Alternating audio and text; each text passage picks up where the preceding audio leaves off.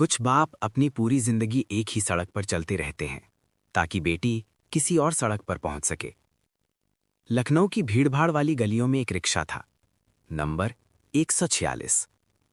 उस रिक्शे की सीट फटी हुई थी, हैंडल पर पुराना कपड़ा लिपटा था और एक पहिया थोड़ा टेढ़ा था।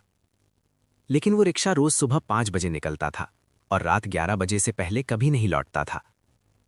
उस रिक्शे को चलाने वाले का नाम था मुन्ना लाल। उम्र 50 साल, काला रंग, चौड़े कंधे, माथे पर पसीने की लकीरें जो शायद कभी सूखती नहीं थी। उनके पांव के तलवे इतने मोटे हो गए थे कि कांच भी चुभता तो पता नहीं चलता। मुन्ना लाल की एक ही बेटी थी, रोशनी। नाम उन्होंने खुद रखा था। जब बेटी पैदा हुई थी तब दाई ने कहा था, लड़की है। मुन्ना लाल ने कहा था, हमारे घर की रोशनी है। पत्नी सुकिया घर पर थी, बीमार रहती थी, घुटनों में दर्द था, चलना मुश्किल था। घर का सारा बोझ मुन्ना लाल के उन्हीं मोटे तलवों पर था। रोशनी पढ़ने में तेज थी, इतनी तेज कि 5वीं क्लास में जब उसने साइंस की किताब पढ़ी तो उसने मुन्ना लाल से कहा, बाबा मैं डॉक्टर बनूंगी।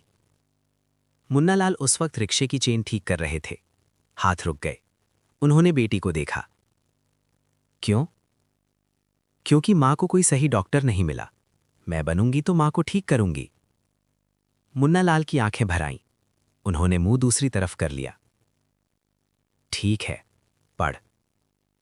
बस इतना कहा, लेकिन उस रात वो बहुत देर तक छत पर बैठे रहे, हिसाब लगाते रहे। डॉक्टर बनने का मतलब था एमबीबीएस, एमबीबीएस का मतलब था लाखों रुपए। एक रिक्शे वाले के लिए ये पहाड़ से भी ऊंचा था। लेकिन मुन्ना लाल ने उस रात एक काम किया। उन्होंने अपनी एक आदत छोड़ दी। दिन में 2 बार बीड़ी पीते थे, उस रात से बंद। 10 रुपए रोज बचेंगे, 300 रुपए महीना, 3600 साल में। यह था मुन्ना लाल का पहला कदम। साल बीतते गए। रोशनी पड़ती रही, मुन्ना लाल पैडल चलाते रहे। 10वीं में रोशनी के 94% आए। मोहल्ले में शोर मच गया। लोग मुन्ना लाल को बधाई देने आए। मुन्ना लाल ने मिठाई बांटी, लेकिन खुद एक टुकड़ा नहीं खाया। मीठा तब खाऊंगा जब डॉक्टर बनेगी। 12वीं में रोशनी के 96% आए। अब असली लड़ाई शुरू होनी थी, नीट। एक अच्छी कोचिंग की फीस थी 1,20,000। मुन्ना लाल के पास थे 30,000, वो जो उन्होंने बीड़ी छोड़कर, खाना कम करके, त्योहारों पर नए कपड़े न खरीदकर जोड़े थे। 90,000 कम थे। उस रात मुन्ना लाल घर नहीं आए। रोशनी इंतजार करती रही। रात के 12 बज गए, 1 बज गया। तब दरवाजा खुला। मुन्ना लाल के हाथ में एक कागज था, रिक्शे का नंबर प्लेट था। बाबा, ये क्या है? रिक्शा बेच दिया। रोशनी की सांस रुक गई। क्या? तो अब पड़ोसी रमेश का रिक्शा मांगकर चलाऊंगा, आधी कमाई उसे दूंगा, लेकिन तेरी कोचिंग होगी। रोशनी रो पड़ी।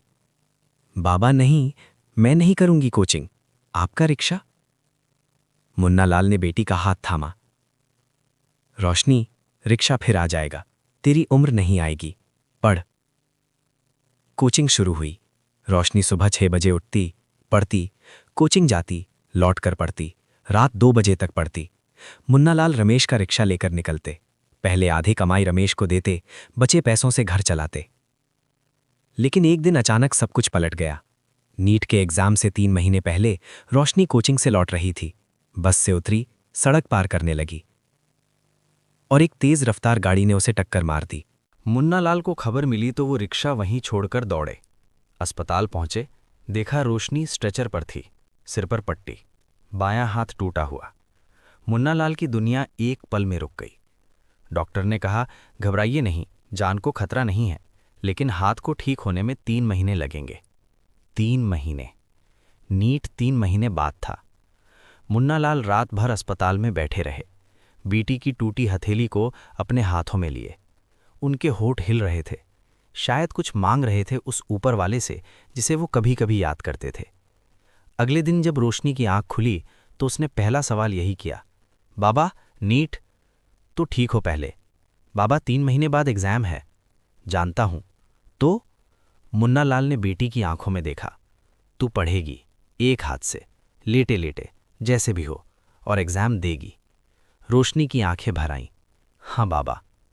वो 3 महीने मुन्ना लाल की जिंदगी के सबसे कठिन महीने थे। दिन में रिक्शा चलाते, शाम को घर आकर रोशनी को पानी देते, उसकी किताबें पकड़ते, जो शब्द वो लिख नहीं सकती थी वो लिखवाते। खुद पढ़े लिखे ज़्यादा नहीं थे, लेकिन बेटी जो बोलती उसे कागज़ पर उतारते। एक रात रोशनी ने देखा बाबा झपकी ले रहे हैं। हाथ में उसकी केमिस्ट्री की किताब थी, खुली हुई। वो पन्ने देख रहे थे, समझ नहीं आ रहा था, लेकिन देख रहे थे। रोशनी की आंखों से आंसू टपक पड़े। उसने मन में कहा, बाबा एक बार मौका दो, सिर्फ एक बार। नीट का दिन आया। रोशनी का हाथ अभी पूरी तरह ठीक नहीं था, लिखने में दर्द होता था। एग्जाम सेंटर के बाहर मुन्ना लाल रिक्शा लेकर आए थे। बेटी को उतारा, उसका बैग ठीक किया, जूते के फीते बांधे। रोशनी ने कहा, बाबा आप जाइए, मैं चली जाऊंगी। मुन्ना लाल ने सिर हिलाया, मैं यहीं हूं, तू अंदर जा। पूरे 3 घंटे? तेरे लिए 30 साल रुक सकता हूं। रोशनी अंदर चली गई। मुन्ना लाल रिक्शे पर बैठे रहे 3 घंटे। हिले नहीं, उठे नहीं, बस बैठे रहे, हाथ जोड़े, आंखें बंद। जो मांगा वो किसी को नहीं पता। रिजल्ट का दिन। रोशनी ने फोन पर रिजल्ट खोला। उसकी उंगलियां कांप रही थीं। रैंक देखी, AIR 847। पूरे देश में 847वां नंबर। गवर्नमेंट कॉलेज मिलेगा, पूरी स्कॉलरशिप। रोशनी फोन वहीं रखकर बाहर भागी। मुन्ना लाल आंगन में बैठे रिक्शे की सीट सिल रहे थे, वही फटी हुई सीट। बाबा? मुन्ना लाल ने ऊपर देखा। रोशनी कुछ नहीं बोली, बस उनके गले लग गई। मुन्ना लाल समझ गए। उनके हाथ से सुई धागा गिर गया। उन्होंने बेटी को कसकर पकड़ लिया और वो रोए। वो मुन्ना लाल जो कभी नहीं रोए थे, जिन्होंने पत्नी की बीमारी में नहीं रोए, रिक्शा बेचते वक्त नहीं रोए, बेटी के एक्सीडेंट पर नहीं रोए, आज रोए। आंगन में, धूप में, बेटी के कंधे पर सिर रखकर। उस शाम मुन्ना लाल ने पहली बार मिठाई खाई, वही मिठाई जो उन्होंने 10वीं के रिजल्ट पर छोड़ी थी। सुकिया ने अपने दर्द भरे घुटनों से उठकर लड्डू बनाए। तीनों ने साथ खाया, छोटे से आंगन में, फटी सीट वाले रिक्शे के पास, टूटी दीवारों के बीच। लेकिन उस पल दुनिया का सबसे अमीर घर वही था। 5 साल बाद रोशनी डॉक्टर बनी।